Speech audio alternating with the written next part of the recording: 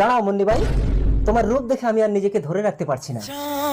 সেপাই মন্ত্রী তোমরা সব বাইরে যাও, আমি এখন মুন্নি ভাইকে নিয়ে ফুর্তি করবো। রাজা